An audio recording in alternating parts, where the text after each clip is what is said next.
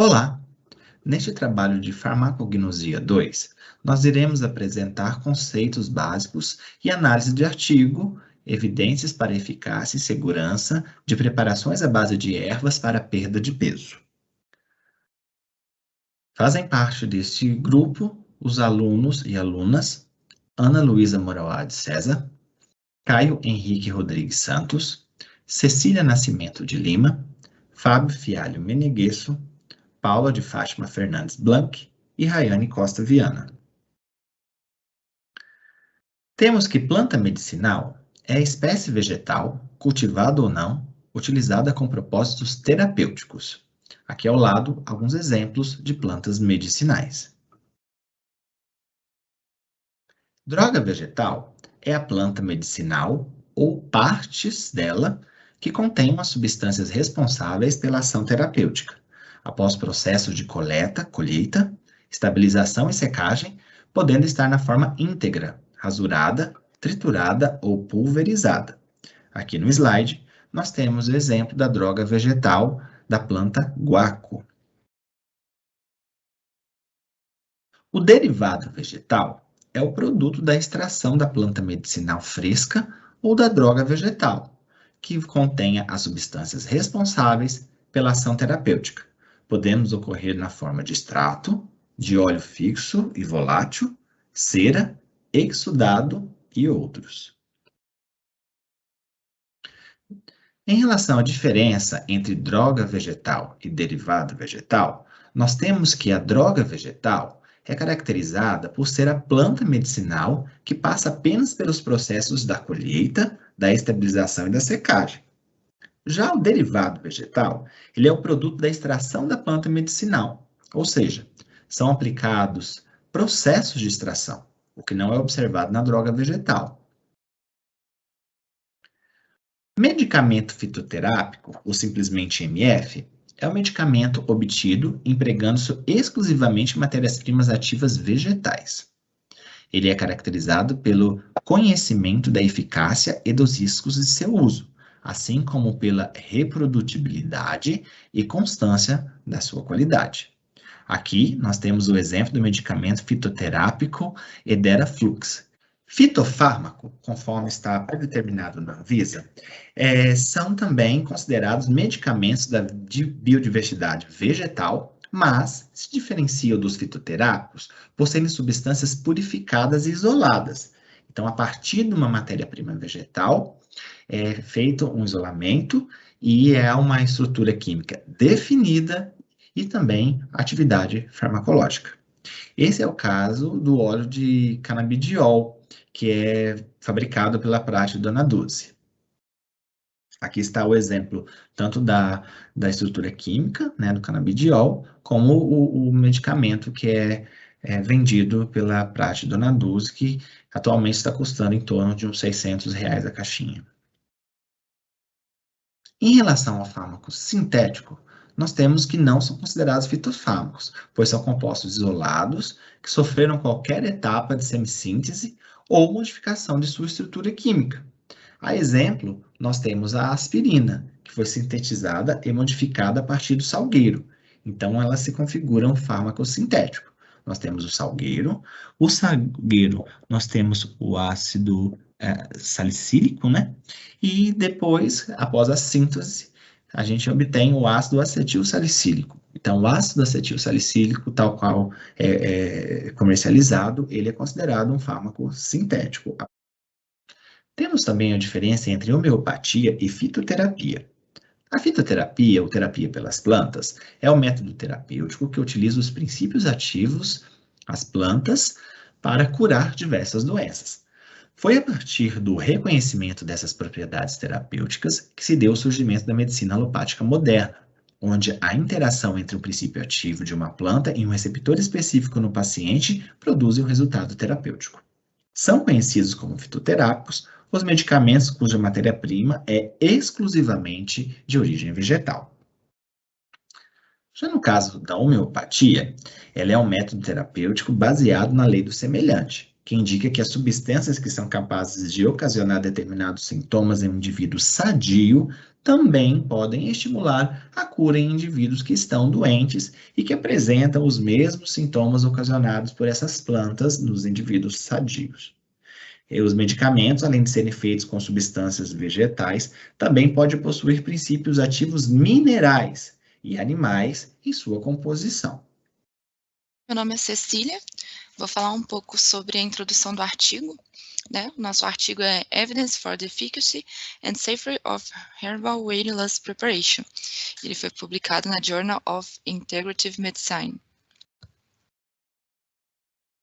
Bom, introduzindo um pouquinho sobre o que ele vai falar, o título já nos dá essa ideia, mas pela definição, né, da Organização Mundial da Saúde, da OMS, obesidade é o excesso de gordura corporal, em quantidade que determine prejuízos à saúde.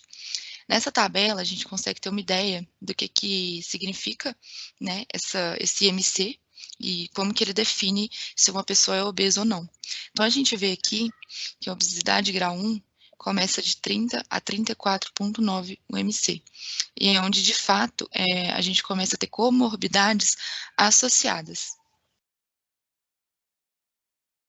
No artigo, ele traz vários tópicos que vão citando a importância tanto de se falar sobre obesidade, linkando com o desenvolvimento de fármacos e especialmente nesse caso de fitoterápicos e ervas, né? Então, ele conta que uma revisão dos pesos corporais adultos de 1980 a 2008, em quase 200 países, revelou que o índice médio de massa corporal aumentou globalmente em 0,4 quilos por metro quadrado por década. Ou seja, a obesidade é um problema que ainda está em ascensão e tem aumentado quase que 500 gramas, quase meio quilo por metro quadrado a cada 10 anos. Então, ele já começa destacando a importância disso, de se falar sobre isso, né?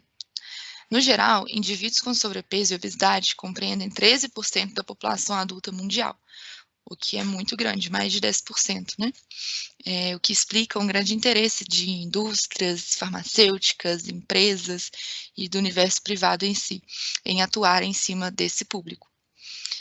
Aproximadamente 6,6 bilhões foram gastos em negócios e produtos de saúde e perda de peso em 2013 a 2014 na Austrália. Então, ele cita isso para mostrar o investimento que esse país teve em relação a esse tipo de negócio, de business.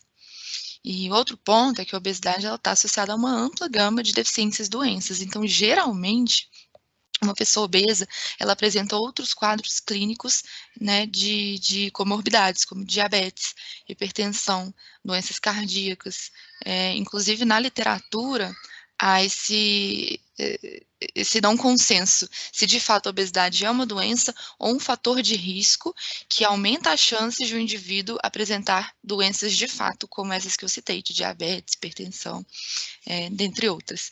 Então, o artigo já vai introduzindo a importância e por que o universo privado, o business, gira em volta da obesidade. Então, vários produtos, né, estão sendo desenvolvidos e comercializados anualmente, prometendo que vão conseguir controlar a obesidade e o acúmulo de gordura. No entanto, um grande problema é que há pesquisas limitadas sobre a segurança e eficácia desses produtos para a perda de peso.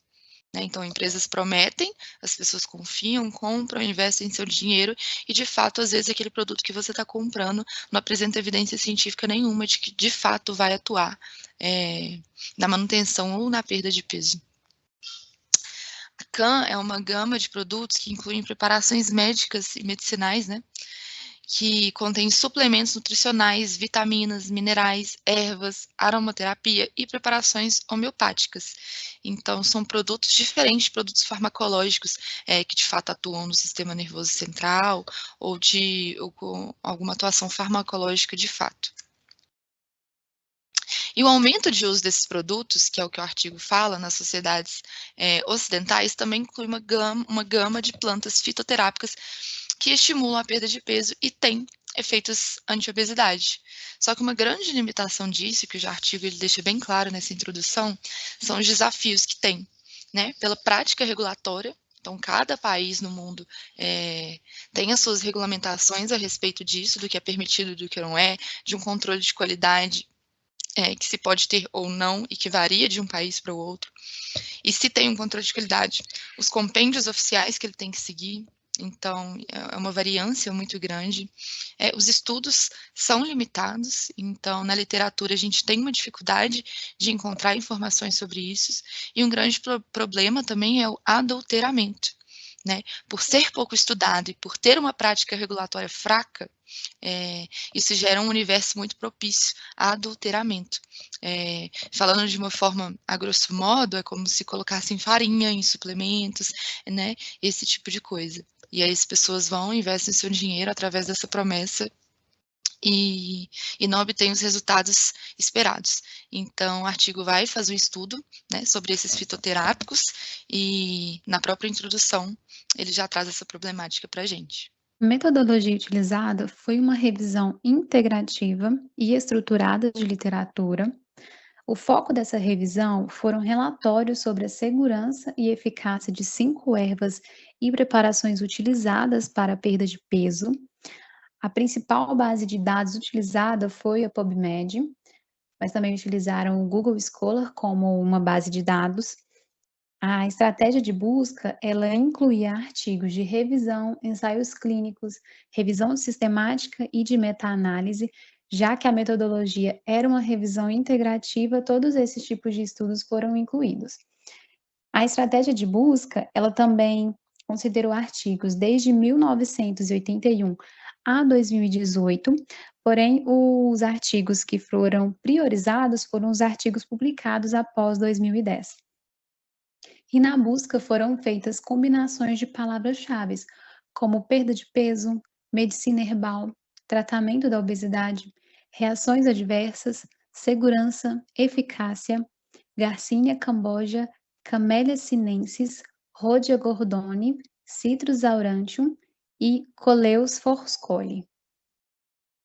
O artigo elenca 5 plantas para discussão, que são elas: Garcinia cambogia, Camellia sinensis, Rhodia gordoni, Citrico aurantium e Coleus forscolli. A Garcinia cambogia é uma planta de amplo uso culinário, principalmente no sul da Índia. Ela possui o princípio ativo, o ácido hidroxítrico, que é retirado da sua casca. Esse ácido age na síntese do acetil-CoA, oxaloacetato e citrato. Então, ele vai agir exatamente aqui na ATP-citrato liase, impedindo que o citrato se torne oxaloacetato e se torne acetil-CoA. Então, ele vai travar a síntese dos ácidos graxos, e isso é atribuído à perca de peso. Como resultados, os estudos mostraram uma perca de 0,88 quilos, sendo 95% de confiança no intervalo de 0 a 1,75 quilos. Portanto, há evidências de que ela pode atuar como agente de perda de peso em curto prazo. Porém, não está claro quão eficaz ela seria para o controle de peso, né, com um período mais longo. Então, segundo Cresciolo e colaboradores, foram encontrados vários efeitos colaterais, entre eles lesão hepática aguda, insuficiência hepática e hepatotoxicidade, cardiomiopatia, miocardite e psicose. Devido aos efeitos colaterais e devido também à falta de clareza se esse controle de peso seria feito por mais tempo, por um período mais longo, é necessário mais estudos em humanos e um uso moderado desta planta. A segunda planta é a Camellia sinensis, que é o famoso chá verde, produzido a partir das folhas secas não fermentadas. Como princípios ativos, nós temos a cafeína e temos 4 principais polifenóis, que são eles: epicatequina, galato de epicatequina, epigalocatequina e galato de epigalocatequina. Como resultados, os estudos mostraram que esses polifenóis com a cafeína estimulam o sistema nervoso simpático, causando o aumento do consumo de energia e desencadeando a oxidação da gordura. Porém, quando foram feitos estudos comparados com placebo, em ratos esses estudos foram inconsistentes. Em humanos, foi realizada uma revisão recente de 15 ensaios e 3 estudos, e todos eles mostraram improvável ser clinicamente eficaz. Porém, todos eles mostraram que há muitos efeitos adversos, como, por exemplo, dor nas articulações, sinusite e também rinite. Ainda foram relatados 19 casos de hepatotoxicidade, todos com internação e posterior transplante de fígado. Há evidências para o aumento da energia, porém, há poucas evidências para apoiar alegações de perda de peso. Então, devido aos efeitos adversos que essa planta pode causar e também a falta de eficácia quando comparada a placebo, recomenda-se cautela no uso dessa planta. Meu nome é Ana Luísa Morailda César e eu vou dar continuidade à apresentação de plantas medicinais com supostos efeitos de perda de peso. A Odia gordoni é uma família de ervas daninhas que é conhecida como chapéu de Bushman. Tem como característica o fato de ser suculenta e espinhosa. Cresce no Botsuana, África do Sul e Namíbia. É muito utilizada como supressora de apetite durante expedição de caça por índios e possui componente ativo o glicosídeo esteroide P57. Associada a alterações das vias mediadas por neuropeptídeos do sistema nervoso central, afeta os neurônios hipotalâmicos e o próprio hipotálamo. Apesar de sua popularidade para a perda de peso, os estudos são limitados e pouco baseados em relevância clínica. A Citrus aurantium pode ser chamada de laranja azeda, laranja amarga ou laranja da Servilha. Trata-se de uma espécie de citrino da família Rutaceae. Os alcaloides de sinefrina são um agonista adrenérgico e reduzem a motilidade gástrica e, consequentemente, gera a perda de apetite. Ensaios em animais apontaram que a ingestão de alimentos foi significativamente reduzida durante o período de 10 dias. Já em humanos, há estudos de caso que apresentaram resultado positivo, mas incluíam mistura de compostos ao fazer o uso da substância, ou seja, com o extrato havia contaminação. Então, isso pode ter comprometido a análise do estudo. Há poucas evidências que o C. aurantium realmente reduz o apetite ou causa perda de peso em humanos. Em contrapartida, há muitos relatos de reações adversas, como aumento da pressão arterial, diarreia, náuseas, enxaqueca, insônia, problemas respiratórios, danos na pele, ansiedade e cãibras. O Coleus forscolli é uma planta que cresce em regiões áridas e semiáridas na Índia e na Tailândia. Seu extrato possui forscólium diterpênico encontrado na natureza, somente nas raízes da planta. O composto possui como característica o fato de aumentar a adenilato ciclase, enzima que transforma a energia da molécula de ATP para a produção de AMP cíclico. É denominado como segundo mensageiro. Nesse caso, o AMP cíclico atua no metabolismo e na termogênese e gera a redução do tecido adiposo.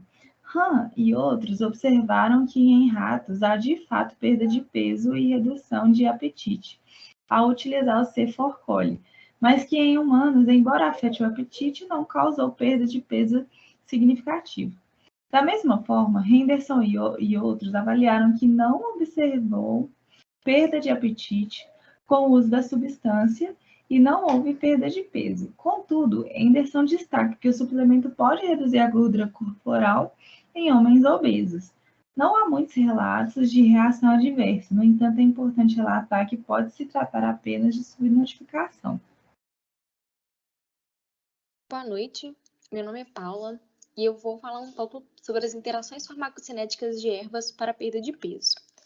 A gente tem, uma epidemia da obesidade presente agora no nosso mundo, onde consta um aumento muito grande do uso simultâneo de produtos farmacêuticos e fitoterápicos, na tentativa do uso de fitoterápicos para perda de peso. Nos Estados Unidos, de 20% a 30% dos pacientes de um estudo que foi realizado, realizavam o uso concomitante de medicamentos e fitoterápicos. Porém, o que é preocupante é que esses medicamentos e os fitoterápicos, eles têm riscos de interação. Como qualquer tipo de alimento, qualquer tipo de substância que a gente usa, a gente tem um risco, né, de interação. Porém, a preocupação é porque o CYP P450 é responsável pelo metabolismo de fase 1. E essa enzima, ela é localizada no fígado e ela metaboliza vários xenobióticos e vários esteroides.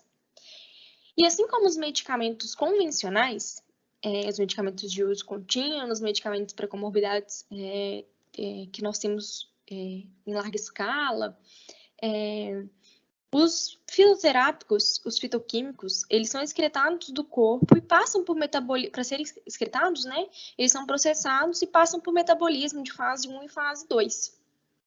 Então, esses medicamentos à base de perda de peso, eles podem induzir ou inibir a expressão ou atividade de qualquer um dos CYPs e podem afetar o metabolismo de um agente farmacêutico prescrito. Nós temos como exemplo o uso, né, de um dos fitoterápicos que é utilizado no nosso artigo, que é citado, que é o Citrus aurantium, e ele tem interação forte com antidepressivos da classe dos inibidores da monoamino-oxidase. E aí eu trouxe um exemplo, a molécula da isocarboxazida. O C-aurantium, ele interage com esse medicamento, impedindo com que ele aja de forma coerente no organismo e pode interferir diretamente no tratamento da depressão. E ele também interage com os benzodiazepínicos. Aí nós temos uma molécula do midazolam, e ele também interage com esse medicamento. Então, diminui a biodisponibilidade dele no organismo, e aí nós temos vários problemas decorrentes disso. Então, é muito preocupante o uso das ervas para perda de peso, sem se preocupar com as interações farmacocinéticas que tem no nosso organismo. Como foi dito aí no início dessa apresentação, a obesidade é uma preocupação pública global e é considerado um assunto de extrema relevância na sociedade, já que muitas das vezes está associada a diversas doenças e problemas que afetam aí a saúde. Falamos, né, que a falta de tempo para praticar atividades físicas, né, muitas vezes decorrente de uma rotina agitada, acrescidos aí a péssimos hábitos alimentares, contribuem para essa tendência, né, da obesidade, fazendo com que pessoas aí acima do peso, né, optem cada vez mais pelo consumo de produtos, né, de origem vegetal, que possuem suas propriedades, né, terapêuticas associadas aí de uma certa forma à perda de peso. Vimos, né, que apesar desses produtos serem bastante populares, né, e utilizados já há anos, né, pela população, não temos garantia alguma, né, de que são realmente confiáveis, já que eles não possuem sua segurança e nem sua eficácia comprovada clinicamente. Além disso, em sua grande maioria, o mecanismo de ação é desconhecido e também, né, não se sabe muito acerca das interações, né, possíveis entre esses produtos e medicamentos que são prescritos. E é interessante porque, apesar de todas essas lacunas aí mencionadas, quando a gente analisa, a regulação, né, para esses produtos é muito menor, muito menos rigorosa do que a regulação dos medicamentos prescritos, né, que são medicamentos que passaram por ensaios clínicos e tiveram tanto a sua segurança quanto a sua eficácia comprovadas, né, clinicamente. Então, essa falta de rigor facilita aí o acesso a esse tipo de produto e também dificulta, né, o controle no que diz respeito a produtos alterados. Então, como o uso de ervas ele não é questionado por médicos ou patologistas em caso de doenças não letais e letais, fica muito difícil de mensurar, né, sua relação com fatores como morbidade e mortalidade. Por isso foram realizados aí estudos, né, utilizando, né, as 5 preparações de ervas mais populares, né, utilizadas aí pela população, no caso de perda de peso, onde o foco desse estudo se concentrou na segurança e na eficácia dessas preparações. Então, os relatórios obtidos por meio desse estudo, eles revelaram uma conexão entre efeitos adversos, né, entre eles efeitos adversos considerados graves, e o uso, né, desses produtos, né, de emagrecimento. O que nos leva à conclusão de que mais trabalho precisa ser realizado para que a gente possa compreender de maneira mais clara o mecanismo de ação e as interações dessas preparações de ervas com outros fármacos, né, no caso de a pessoa estar passando por algum tipo de tratamento, né, de alguma patologia ou de alguma doença, e estiver utilizando medicamentos juntamente a esses produtos, né, de perda de peso, e que a gente possa entender também as reações adversas provocadas por esses produtos antes que esses sejam endossados, né. Então, com isso, né, concluímos a nossa apresentação. Gostaria de agradecer a todos aí, né, pela paciência, pela presença. Espero que tenha ficado bastante claro aí a nossa apresentação, nosso tema, né, que o objetivo tenha sido alcançado. E vamos estar aqui disponíveis para esclarecimento de dúvidas, né, caso for necessário.